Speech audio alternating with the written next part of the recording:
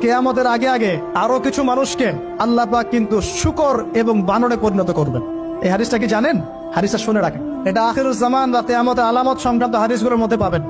আল্লাহ রাসূল সাল্লাল্লাহু আলাইহি ওয়াসাল্লাম বলেছেন, কিয়ামতের আগে আগে আমার উম্মতের মধ্যে, ভালো করে শোনেন, কিয়ামতের আগে আগে আমার উম্মতের মধ্যে একদল মানুষ বের হবে যারা মদ পানকে হালাল মনে করবে। কাকে?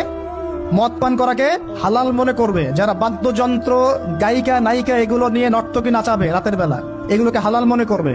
যারা অশ্লীলতা, বেহায়াপনাকে জায়েজ করে নিবে, ঠিক আছে, এরকম কয়েকটা পাপের কথা বলে নবীজি বলছেন একদিন সকালবেলা আল্লাহ পাক তাদেরকে ঘৃণিত বানরে পরিণত করবে। এটা হবে সামনে, কখন কিভাবে হবে আল্লাহ ভালো জানেন। এবার আমি কনসেপ্টে চলে আসি। এই যে পৃথিবীতে নেমে আসলাম, তাহলে আমরা কোত্থেকে আসছি ভাই? আমরা কি পৃথিবীর অধিবাসী ছিলাম? আমরা জান্নাতে ছিলাম, ওখান থেকে আল্লাহ পাক পাঠিয়েছে। এবার পৃথিবীতে এসে আদম আলাইহিস সালামের যুগে খুব একটা দুর্ঘটনা ঘটে নাই, একটা ঘটেছে। কয়টা? একটা। ভাই হাবিলের কোরবানি কবুল হয়, কাবিলের অন্তর্দাহ হয়, জ্বালা হয়। কেন হাবিলেরটা কবুল হবে, কাবিলের কেন হচ্ছে না? এই হিংসার বশবর্তী হয়ে কাবিল হাবিলকে হত্যা করে ফেলে।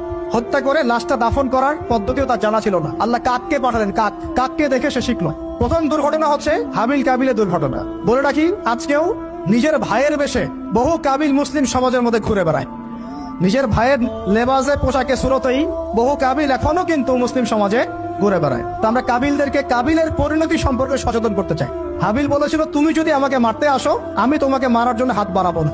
হাবিল জান্নাতে যাবে আর কাবিল জাহান্নামে যাবে। কেন কাবিল জাহান্নামে যাবে? নবীজি বলেছেন, পৃথিবীর প্রথম হত্যাকাণ্ড সংগঠিত করেছে কাবিল। এই কারণে পৃথিবীতে যত খুন হবে, সমস্ত খুনের পাপের একটা অংশ কাবিলের আমলনামায় যোগ করা হবে। বলে নাউজুবিল্লাহ। একটা কথা মনে রাখবেন, সদকায়ে জারিয়া যেমন আছে, গুনাহে জারিয়াও আছে। একটা মদের দোকান দিয়েছেন, যত মানুষ মদ খাচ্ছে, সমস্ত গোনার একটা অংশ আপনার কাঁধে আসছে। সিনেমা হল করেছেন, মানুষ সারাদিন নেকটা ছবি দেখে, নগ্ন ছবি দেখে, যত মানুষ এখানে পাপ করবে, সমস্ত পাপের একটা অংশ আপনার কাঁধে যাও।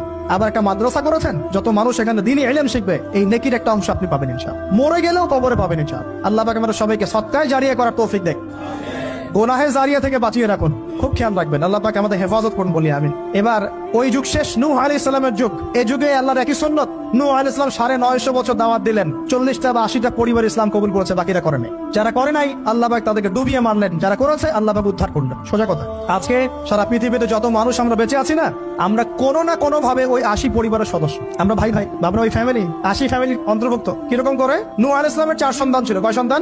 এক সন্তানের নাম হচ্ছে হাম। কি নাম? হাম। হাম ছিল একটু কালো বর্ণের। হামকে দিয়ে আফ্রিকার কন্টিনেন্টে যত মানুষ দেখছেন ব্ল্যাক স্কিনের, কালো স্কিন, এরা সবাই হামের বংশধর। মজা না বিষয়টা? মানুষের অস্তিত্ব পৃথিবীতে, ইতিহাস, এগুলো খুব ইন্টারেস্টিং টপিক। ইতিহাস পড়তে থাকলে আপনি ডুবে যাবেন। কত কিছু বিশ্ব হয়েছে আর কত কিছু হবে সামনে।